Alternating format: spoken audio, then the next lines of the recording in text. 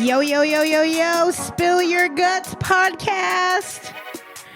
Listen to those familiar beats. Rachel just laughs at me every time. I really do. I love that jangle.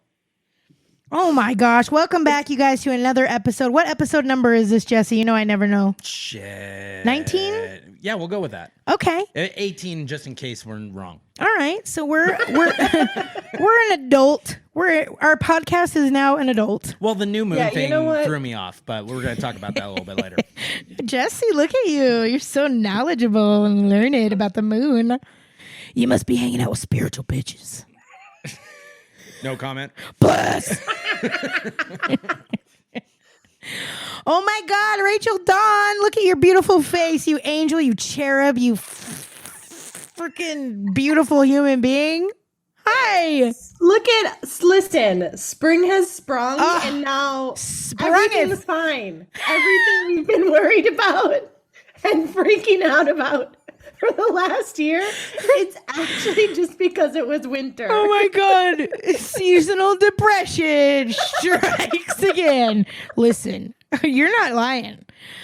I don't know when we're going to have this episode air, but as we're sitting here, it is the first official week of spring. We just crossed the Spring Equinox threshold on Monday, and bitch, I am feeling it. I am too. Physically, I mean, I felt like brand new this week. I thought it was a full moon, and that's why I looked up, like, what is going on, and it was like, oh, it's spring equinox. And I was like, oh, thank God.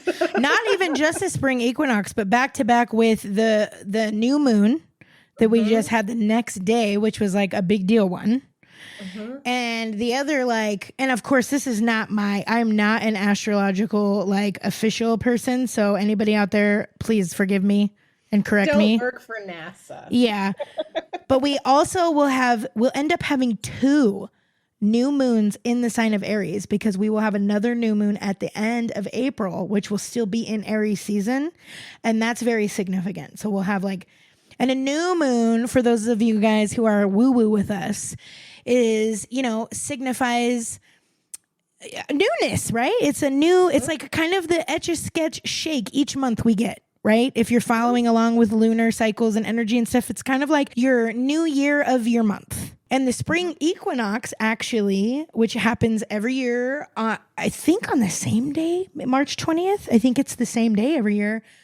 I think so too. That is truly the zodiac astrological new year. So we've literally just had our official, like, energetic new year. So happy New Year's, guys. Woo! I'm feeling it. Jesse's feeling it. I'm hearing it from all angles. So that, I mean, and you can feel that energy, like, kind of like, for whatever it's worth, right? Give or take, whatever, you want to believe in all that. But I feel that energy. It feels really good. It feels like, you said, some of that heaviness of winter has just kind of like lifted a little bit and starting to feel hopeful. Yes. And those extra hours of sunshine I didn't know that they were impacting me so much. Dude. All of a sudden I was like, I literally, because I usually get in bed and FaceTime poopsie, and I was so confused. I'm like, why is it still light out? I was like, is this the apocalypse? What is this? He's like, no, it's spring. Well, and it's cool too, because I just learned that the equinox, which happens in March, and then there's the other one that happens in September, right? It happens twice a year across the globe, and it is literally signifies when the light and dark are balanced on Earth. It's only those 2 days where it happens all year long, where there's equally the same amount of light as there is darkness on those 2 days. And so it truly is like a recalibration for the planet, right? And the seasons and everything. But for us personally too, I feel like that's why it feels just like, oh, so good, because you're coming back into balance, right? And if you want to get into the woo-woo of things, right? Like winter time truly is supposed to be that time where we reflect and we hibernate and we rest and we do all those things. It kind of sucks because we also have to go to work and pretend like we're not doing that in our hearts, which is why we're depressed and we feel like everything's dying. including ourselves. Yeah. So if we got a little dark out there for a few weeks, we want to go ahead and apologize. Got a little dicey for a few minutes there. Our bad, guys. Oh, I'm like, wow. Oh, this is what it feels like to be hopeful. Again, I remember you. Okie doke. Oh my gosh, so much to talk about though. Okay, so before we start going off on rants about all the things in the world and holding Jesse hostage for 3 hours, I thought it would be really important to share our first ever really super special and thoughtful listener email we received a couple weeks ago about the episode number 17 where I shared about what happened across the street from my house. And we were still in the dark winter, okay, everyone? So we were deep in it. We were like at the very bottom, and that's where we had to go. Yeah. Before we could see the sunlight. Exactly. And lucky for us, our listeners resonate and are also in the dark winter with us when we're in it. And so this email really was impactful for me to read. So I thought it would be really cool to share this on our podcast. So let me share real quick. And then we'll talk about it. It says, "Good morning, Mandi and Rachel and Jesse. Thank you so much for putting it all out there on the Spill Your Guts podcast. I am a faithful listener, and today's episode, number 17, struck a chord with me. First off, Mandi, I'm so sorry that you and your family had and are continuing to experience craziness and violence in your neighborhood. You talked a lot about life and all that is currently happening day to day.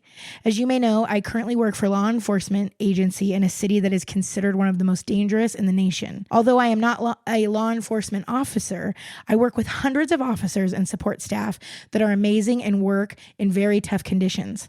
I work with the public every day who are sometimes having the worst days of their lives. Let's just say they are not happy to see me or having to have to talk to me. You also, at the end of last season, encouraged all of us to choose a word for 2023. I chose kindness. Why? Because this is my 11th year working for a law enforcement agency. Every day I see the worst life has to throw at people. I hear radio calls. I worry about my coworkers when they are on dangerous calls. I read reports of things you cannot make up and your mind cannot even comprehend that are actually happening out in our city. The public I work with daily are upset and they are hurting, and they take that pain out on me and my coworkers on this side of the glass. On a daily basis, I'm yelled at, spit at, cursed up one side and down the other. My character, my physical build and appearance, and all that makes me up get assaulted on a daily basis. I have found that over the years, this job can and will eat you up physically, mentally, and emotionally if you let it. And it can and did affect how I treated those on the other side of that window. So I chose kindness for this year. Every day before I start my shift, I remind myself to be kind to those who come across my path.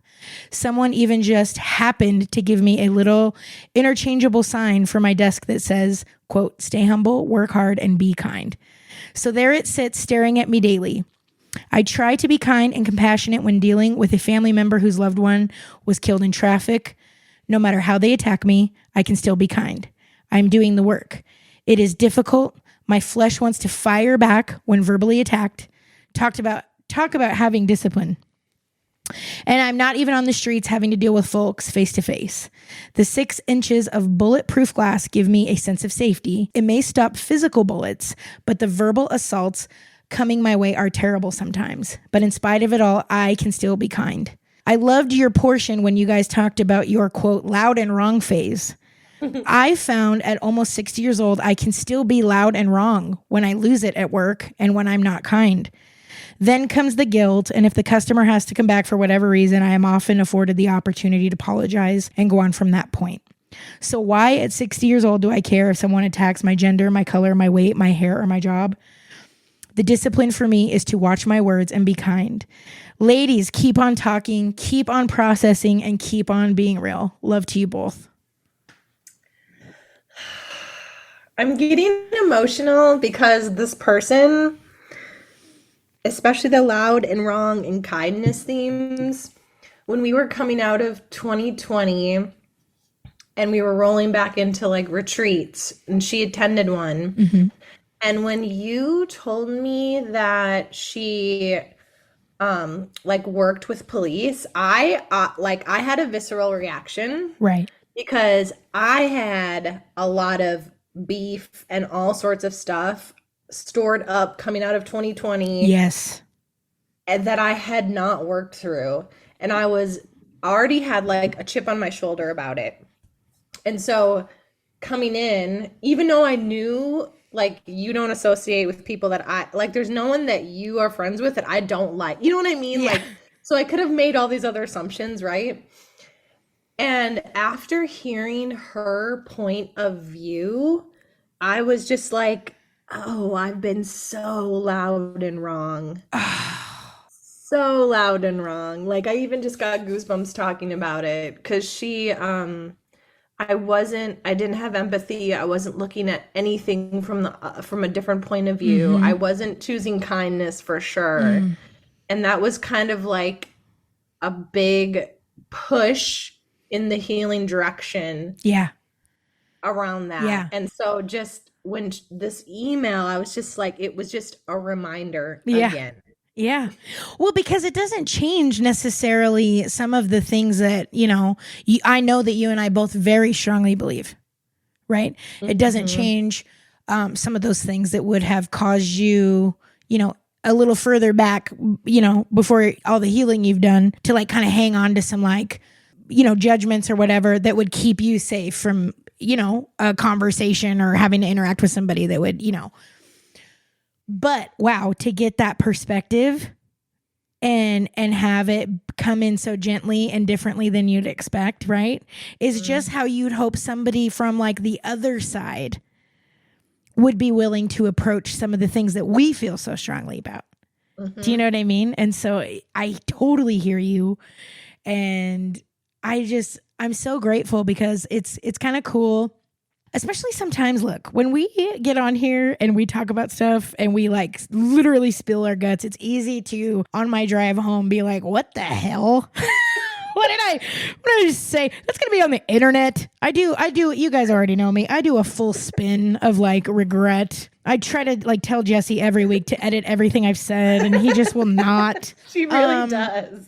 Because I go into like that whole weird, cringe of self because what we're talking about is real. Like this isn't like a plug or anything. This is just the truth. Like we're not scripted. We oftentimes are kind of might know what we want to talk about, but really we're just on here sharing our journey with you guys. That's really what we're doing. And so for me to have been able to share all that stuff and have it like really reach people to get this like come back to us in this way, it feels like in a little teeny tiny way we're able to contribute to like the healing around some of these events. Not that we can, I don't want to be cliche and be like, cliche cheesy thing where something really terrible and horrible happens and you're like, oh, it must be a plan. Yeah, live, laugh, love. Yeah. It's not that, but like in these ways, in these really small ways, when we show up and we can talk about these things and like show courage to like, say the hard stuff and pull it out of the dark corners into the light, right? And if everybody does that, it's like, that's how change happens. That's how healing happens. That's how we change the world. That's like new earth shit. You know what I'm saying? And it's like in this woo-woo space when everybody's talking about like, ascension and all the buzzwords, right? Like these are the actual tangible things when people are showing up and like doing these things and talking about these things. In fact, I want to share a quote. Often Gandhi gets quoted with saying, be the change you want to see in the world, right? Did you guys know that that's not actually what he said? I did not know that. Yeah. So I learned that this last weekend. I want to read to you the actual quote from which that sentiment was taken from. And I don't know that maybe he didn't say those exact words later on somewhere, or if they were paraphrased into saying, be the change you want to see in the world. But this is the actual direct quote. He says, we but mirror the world. All the tendencies present in the outer world are to be found in the world of our body.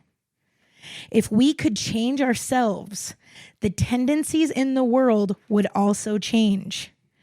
As a man changes his own nature, so does the attitude of the world change toward him. This is the divine mystery supreme, a wonderful thing it is, and the source of our happiness. We need not wait to see what others do. This should be a sound effect if I could add it in right now. Boom. Thank you, Rachel. Did you guys hear that? Yeah.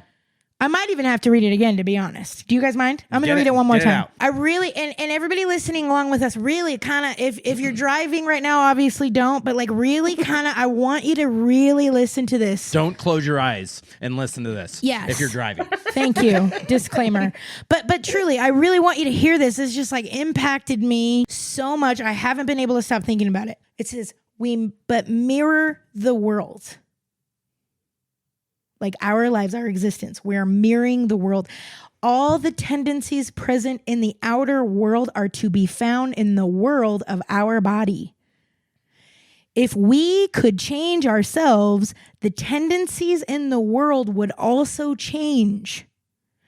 As a man changes his own nature, so does the attitude of the world change toward him. This is the divine mystery supreme, a wonderful thing it is, and the source of our happiness. We need not wait to see what others do. An absolute mic drop. It absolutely changes everything. Now, does the premise of the quote say, basically, be the change you want to see? Absolutely. Because, you know, if you can change and show up the way that you hope everyone else will, right? That's a drop in the bucket. And that's kind of the way that quote is used. But when you're reading the actual context, the actual quote of what he's saying, it's so much more than that. We but mirror the world. Like really, truly, if all this is true, right? It's either true or we're mentally ill, then we really are creating our reality.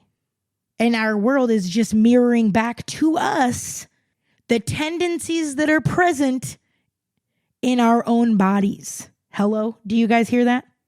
Oh, I feel it. Mm-hmm. So sickness, right? Anxiety, depression, worry, betrayal, all those things that we feel within the universe of our own bodies. If our own bodies are our own universe with these trillions and trillions of cells and, you know, like my mind can't even wrap around it, right? Yeah. So what's happening? Well, our bodies really do mirror the universe, even biologically, right? Like we've talked about that before. Like it still blows my mind that we came from an explosion in space, right? So many years ago, and then ended up here. And even the chances of us like being in this state and conscious and it kind of reminds me of when I had my little Moses moment, which is, oh my God, I forgot we need to talk about. I wanted to set you up actually to talk about that. But really quick before you do, I want to share. So I heard this quote. I was at a little local retreat this weekend. I got so many good nuggets. And that quote was one that I literally have like wrote down and I've been thinking about for 3 days. But another one of the teachers was talking about, she was talking about nutrition, right? And kind of changing your mind about the way you show up for meals and the way you think about food, which is, you know, cool. I love any of that conversation, making peace with food, making peace with your body, blah, blah. But she went through this whole exercise of like how to be mindful. And you hear that a lot, like, especially Rachel, like we hear that a lot in the fitness wellness space. Like, oh, be mindful with what you're eating. And like, you know, I'm such a dick. I'm sorry. And it's true, right? But I've never heard anybody explain it this way. And she was talking about how like, you know, before you take your last bite of something, to really sit with it and look at what you're eating. And we did this as we were eating lunch at this retreat. And I had a little bite of salad left on my plate, right? And so she kind of starts leading this visualization of imagining how all of those little elements got to be right there on my plate as this like last bite, right? And it's like this little piece of lettuce and this little piece of cheese. And she goes into this whole just like eloquent, beautiful sort of poem almost of like the molecules that had to be, collected in a certain way, the weather that had to happen, the animals and plants and seasons that have had to birth and die and decompose and birth again to and the condensation of the rain and all the things that have like literally broke it down into how the molecules, right? Because if energy cannot be created or destroyed, this little piece of salad that I'm eating has been here before in some other form, in some other way. And here I am with it flippantly on my plate, not giving it any thought that these molecules have come together to give my body nutrients and only stay with me for but a moment and become molecules within my universe of my body. And then she goes on further to explain that, all the molecules that are on the surface of our skin are the most transient. And so literally when you hug someone, you're exchanging molecules and everything's just this big mishmash. Like, I am that I am. Right? Listen, maybe we're not okay. Just kidding. Oh my God. No, I think we are okay. I think that we truly are. In fact, I had an epiphany in this. Maybe I'm not. Maybe I'm just getting real Kanye-ish. But I just really, that just impacted me so much. And then you pair it with that Gandhi quote, and I'm just like, wow, you really cannot lead further than you've gone. Like, all there really is what you are creating and what you're doing within your own universe of your own body. And that ultimately affects everyone else because we all share molecules and we're basically all essentially sharing this same experience. And we get a choice of how we show up for that. And it's beautiful. That's like that. Remember when we were freaking out? It's hard to keep Which track. time? Okay, so this reminds me, I love the Atlantic. We've talked about this before. That's kind of like these beautiful, science, opinion, poetic articles. If you're not on there, I use my dad's subscription. Sorry. Thanks, Rick. It's like $1, but I'm like, no, I'm not going to pay. So there was this amazing article that caught my eye because the subtitle was, "We get to be everything forever when we die." And I was like, oh my gosh. That's what I'm saying. That's how I felt when I was eating that last bite of lettuce, dude. And it went on about the intersection of, woo-woo and science, and that we are both experimenters and we are also experiencers.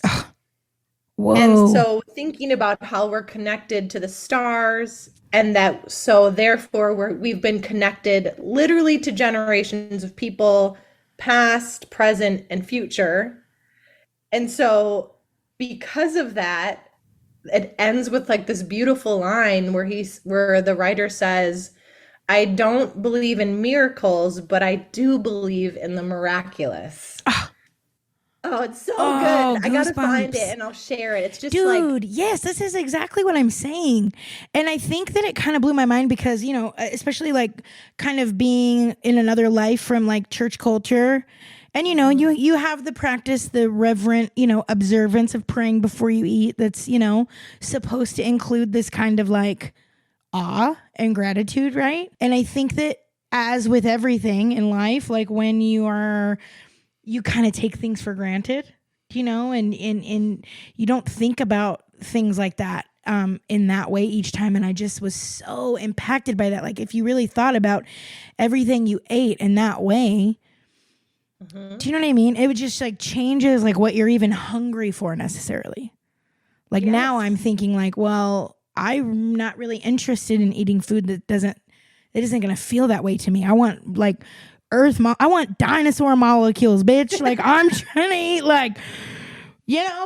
the dirt of my ancestors in this bitch. I'm trying to get deep. I don't want Cheez-Its. You know what I'm saying? Plus, as a sidebar, it kind of sent me down a really weird rabbit hole about parasites. So I'm also kind of bumming out. Be careful. Be careful. Don't go too far. Well, I'm kind of bumming out about it. I'm not going to lie. So I'll save that for another time. That's so interesting. I wasn't going to share this, and I don't know why, but now I'm going to. I got into an integrative health coaching program Ooh, at cool. Duke. Oh, you're sharing it. Mm-hmm. Oh my gosh. Okay. It's out. Because I figure our listeners, like, I don't know why I'm not sharing it with everyone. Well, listen, Janet Jackson, if you're listening, just like don't make a public announcement just yet, right? President of Abercrombie. Who else has it been? Janet Jackson, Abercrombie. Who else? Are we talking about your sponsorship? Yeah, our alleged. Who else have I shit talked? If what was the energy drink? Celsius. That's right. Yes, that's right. I think you're safe. Oh my God, I'm so proud of you for sharing that. I'm very excited for you. I'm really excited. And I was going through, they sent our little like curriculum, and I was going through kind of like the core values of the program and like their major pillars, which is self-awareness and community. Very interesting start. Like those are the two things that you need to be a human. Sounds very aligned to the kind of coach that you are. Yep. The main part was, what did they say? Wellness is an active pursuit, and well-being is the state that you finally arrive to. Like now you're in this space of well-being. Wellness is the pursuit of well-being. Mm-hmm. An active pursuit. And so it talks a lot about like empowering, patients during different stages of learning, but a lot of it is simply helping people being completely focused on the present moment, and that's it. See, like if you're so noisy and you can't be here and now, you can't get to be an active participant in your wellness because you're not there. Whoa, so I know. Whoa, so I was like, well, this is freaking me out already. Right. Oh, but how crazy. Now, look, we haven't gotten to like really chat with each other in like a week or so. So we're doing a little personal catch up as well. But isn't that crazy how much what both things we're experiencing right now are like totally aligned? Of course, always. All the time.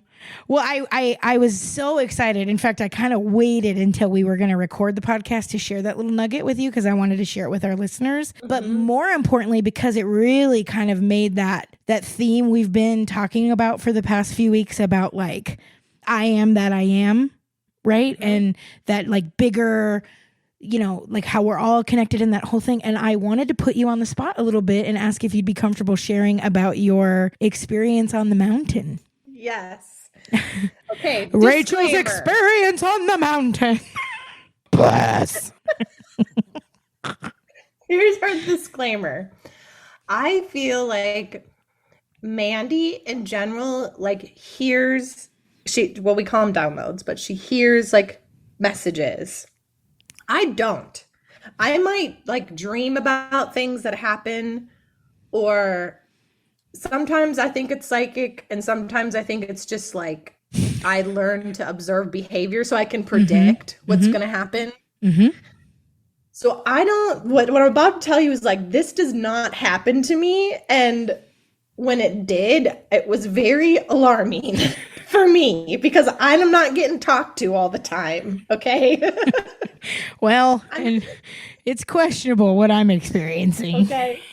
I'm having dreams like where I lost something, like I've lost a sock, and then in my dream, my brain tells me where the sock is, and then I wake up and I find it. Eureka! Like, that's what I'm talking about. You are very intuitive. She isn't full of shit. But anyways, continue. So, I'm not hearing voices like that.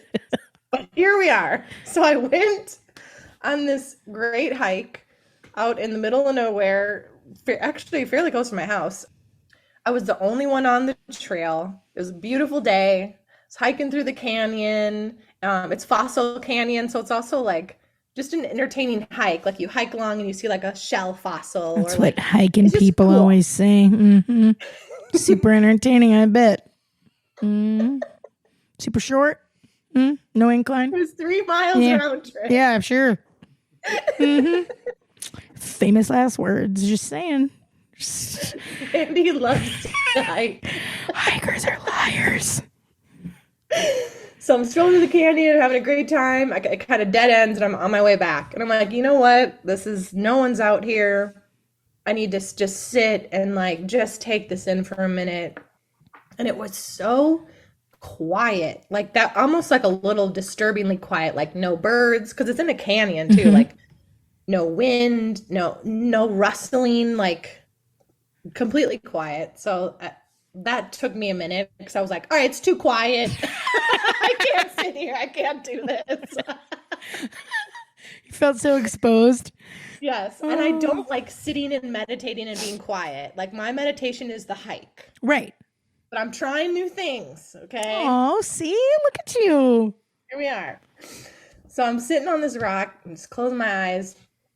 And I'm like, all right, maybe I need like a little prompt because I don't do well just trying to think about nothing. So I kind of got like hyper fixated on like the question, like, why are we here? Like, why am I here? Why are we here? Like, that's what I was just like. Super casual, you know, like if I'm going to sit down to meditate, like, it's not like, how does my body feel? Or what's on my mind right now? Rachel goes right for the bullseye. Why are we here? Why?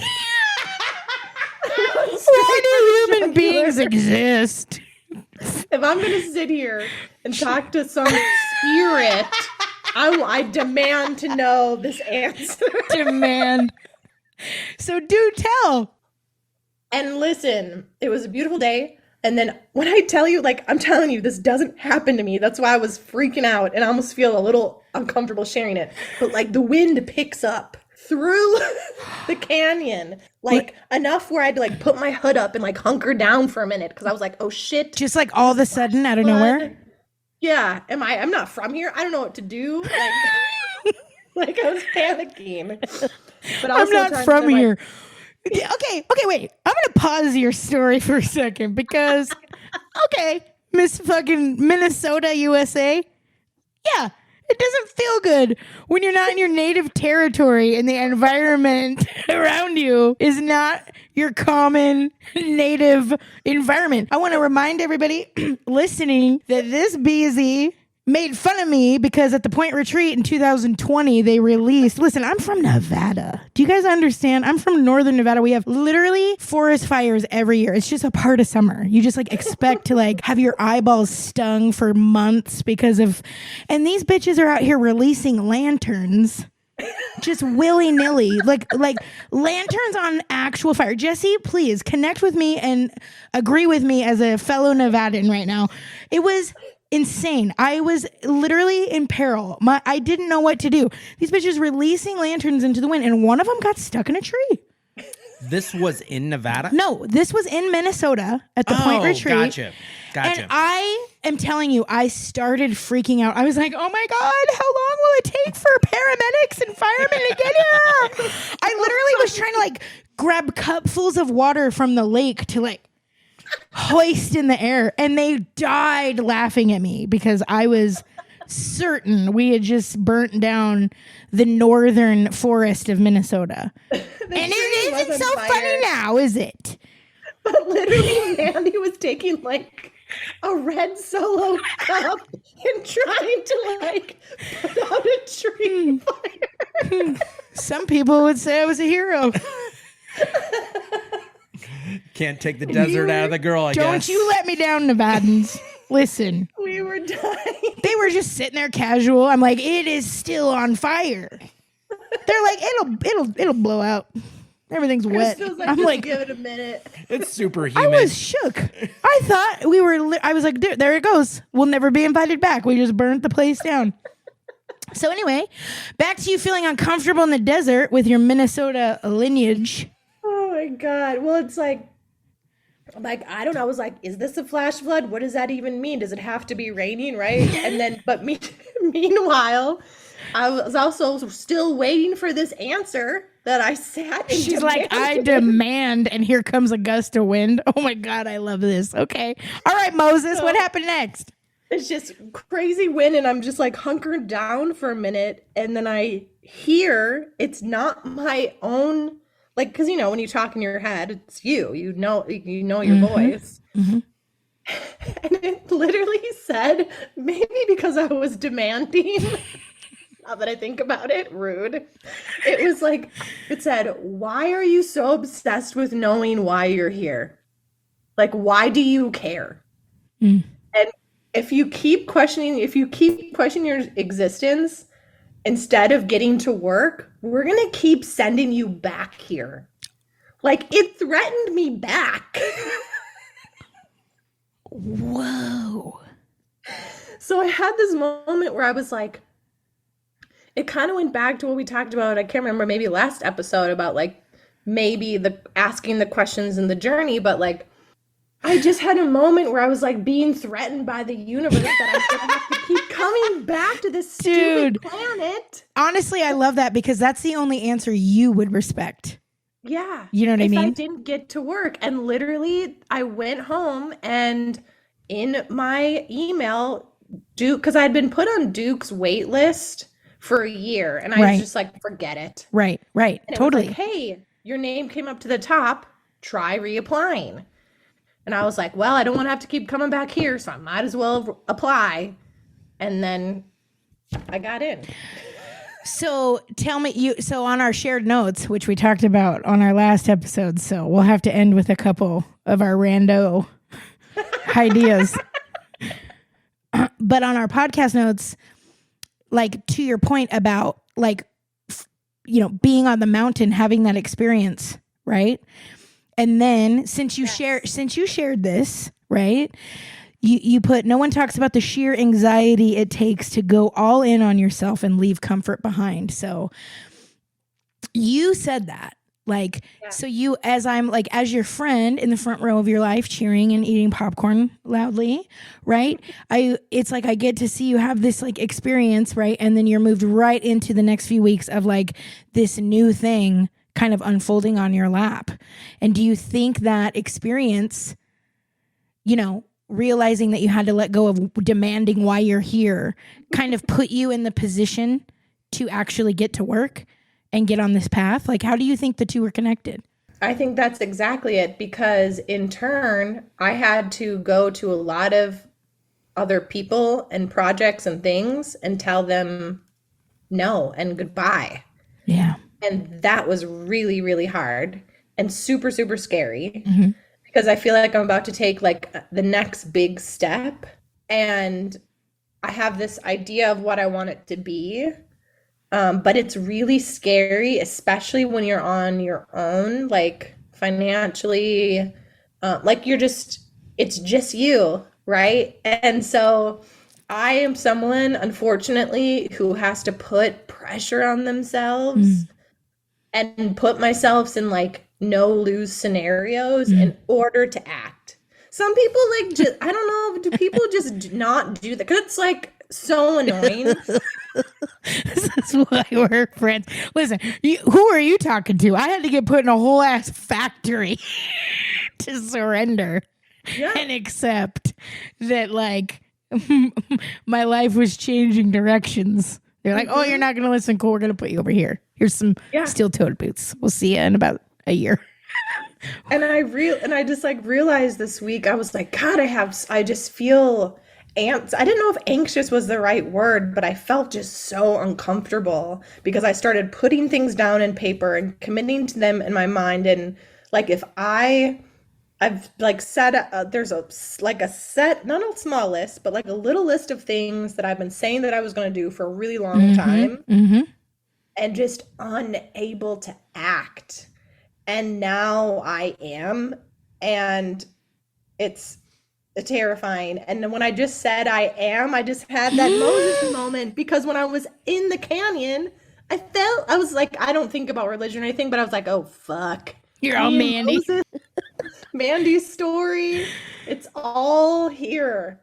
And Spirit's yelling at me. Well, maybe that's what you get for yelling at it. No, I love it. I love it.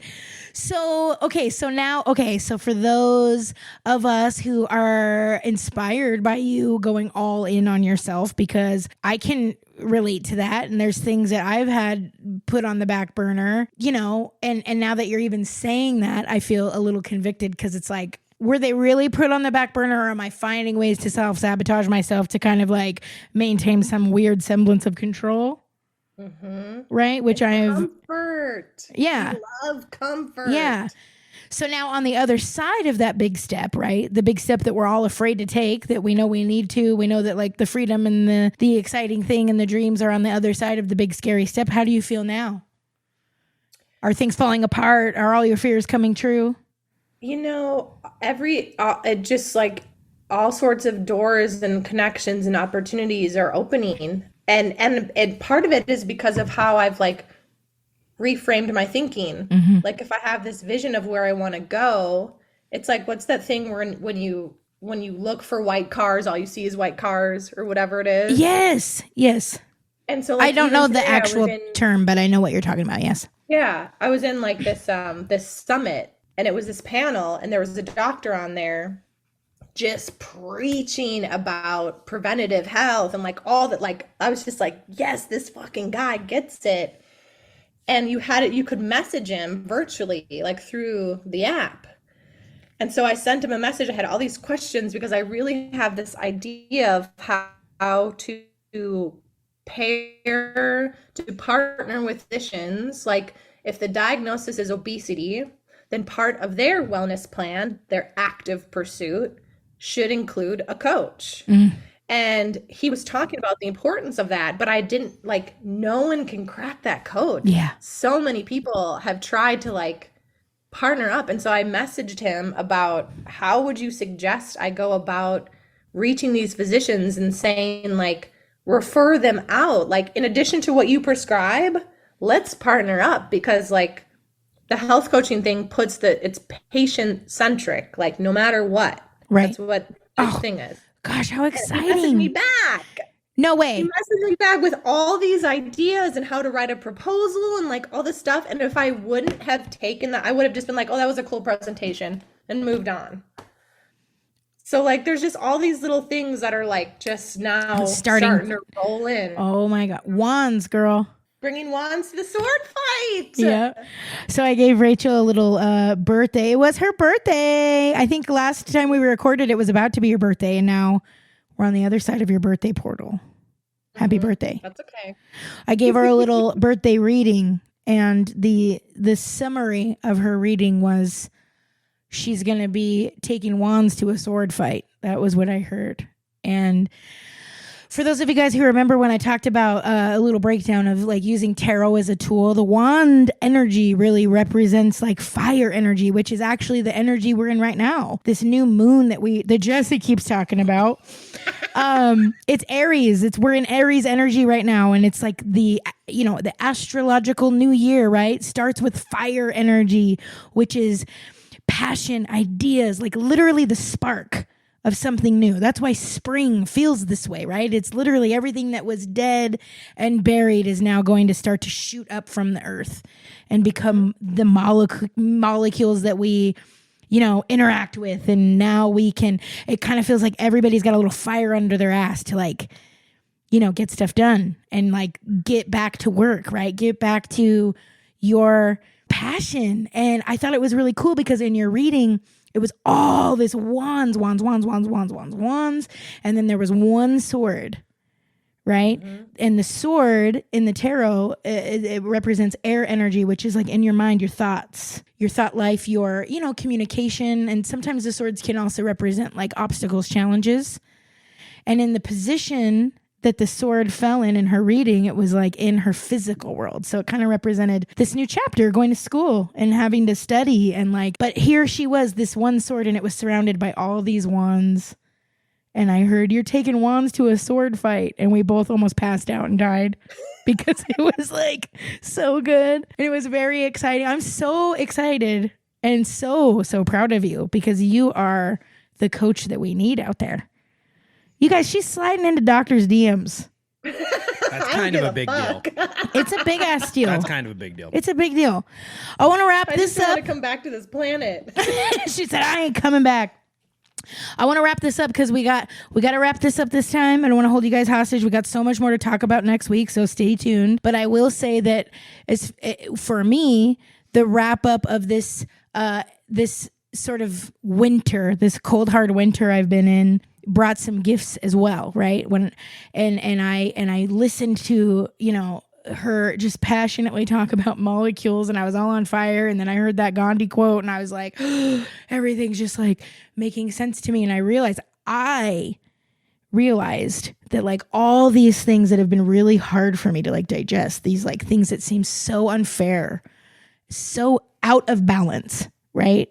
All these things I was struggling with, the past weeks, months, and even years, right? Just as I've been sort of collecting all these little parts of myself and pulling it all back together. Do you know what I mean? And examining it and kind of like throwing away what's not working anymore and pulling in new things and, sort of creating this new mandala of my life. And it looks a lot different than I thought, right? And I realized like the ego me, the ego me, the me that gets quickly offended, the me that gets like, quickly judgmental, the version of me that, needs more work is the version of me that forgets I am God. Do you know what I'm saying? And I don't know if that sounds like super, just like very Kanye-ish, but I that's just what it is. And I don't know what it was when I received that little download that just kind of like made everything click to me.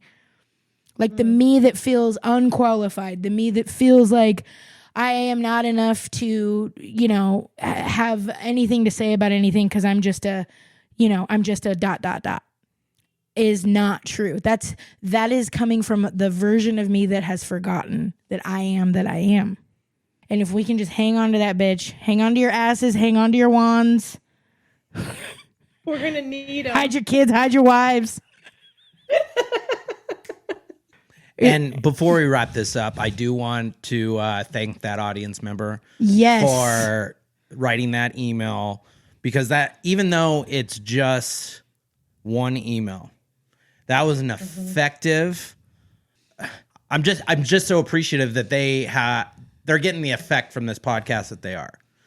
And obviously we put in 15, 20 minutes into that conversation, and it created so much thought-provoking ideas amongst me, amongst Rachel, obviously, amongst yourself. And that's why we're here. So before you wrap it up, I have to thank you, audience member. Yes. I really wanted to talk about a bird feeder in this episode, but I think we're going to have to kind of wrap it up. That's the perfect teaser for next week. You guys stay tuned because Rachel has got some gossip about these birds in her window, guys. So we'll let that be a teaser for next week. Thank you for spilling your guts. You guys, thank you for being you. Thank you for doing this weird thing with me. Thank you, Jesse. You're right. The person who wrote that email knows exactly who she is and knows what she means to us. And it is so cool knowing that you guys are out there like fully listening to full episodes.